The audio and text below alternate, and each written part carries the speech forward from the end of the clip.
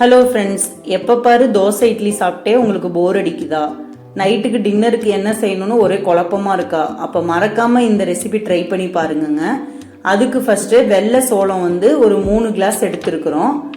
1 tumbler idli அரிசி. நீங்கள் எந்த கிளாஸ் எடுத்துக்கிட்டாலும் சரி, கப் எடுத்துக்கிட்டாலும் சரி, 3:1 ரேஷியோவில் போட்டுக்கோங்க. 3 டம்ளர் இது எடுத்துக்கிட்டோம். 1 டம்ளர் இட்லி அரிசி. சோளம் நம்ம கடையில் வாங்கினதுனால ஓரளவுக்கு கல் எதுவுமே இல்லை. கல்லுலாம் இருக்கான்னு செக் பண்ணி பார்த்துக்குங்க. இப்போ அரிசியையும் சோளத்தையும் மிக்ஸ் பண்ணி நல்லா அலசி ஒரு 3 அலசு அலசி ஊற வச்சுக்குங்க. காலையில் 9 மணிக்கு இதை ஊற வச்சிங்கன்னா மதியம் ஒரு 3 மணி நேரம் ஊறுனா போதும். மதியம் ஆட்டி வச்சிங்கன்னா 3 மணி நேரம் ஊறி நீங்கள் நைட்டுக்கே டின்னருக்கு இதை ஊற்றிக்கலாம். டக்குன்னு மாவு இல்லாதவங்க நைட்டுக்கு இதை ரெடி பண்ணிக்குங்க. இப்போ இதை நல்லா வாஷ் பண்ணி ஊற வச்சாச்சு.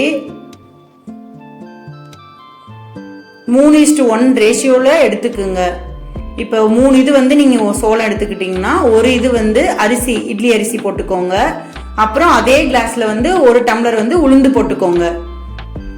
அவ்வளோதான், ரொம்ப ஈஸி, டக்குன்னு ரெடி பண்ணிக்கலாம். நம்ம நார்மல் இட்லிக்கும் இந்த சோள இட்லிக்கெலாம் வித்தியாசமே தெரியாது. அதை விடவே இது நல்லா டேஸ்ட்டாக இருக்கும். ட்ரை பண்ணி பாருங்கள். வெந்தயம் 1 ஸ்பூன் ஊற வச்சுக்கிட்டேன். வெந்தயம் குளிர்ச்சி, நமக்கு மாவும் நல்லா சாஃப்டாக இருக்கும்.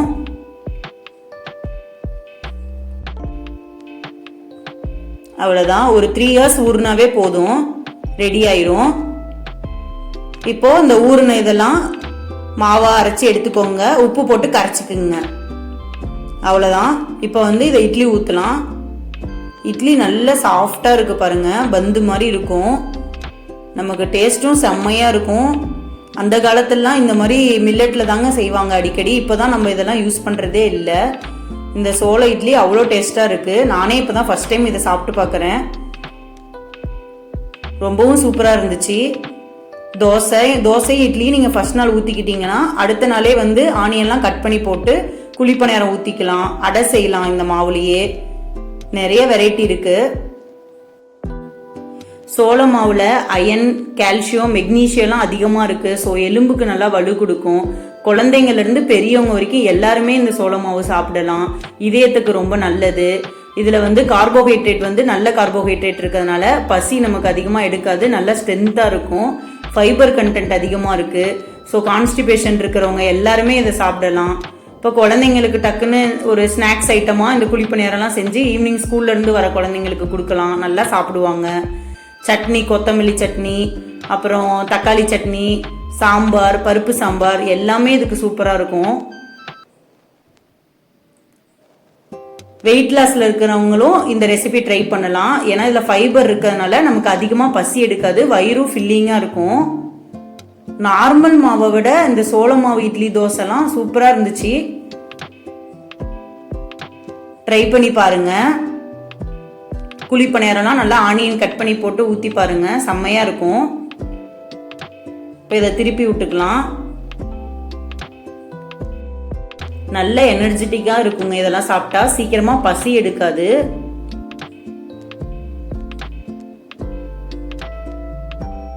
இப்போ திருப்பி விட்டுக்கலாம்.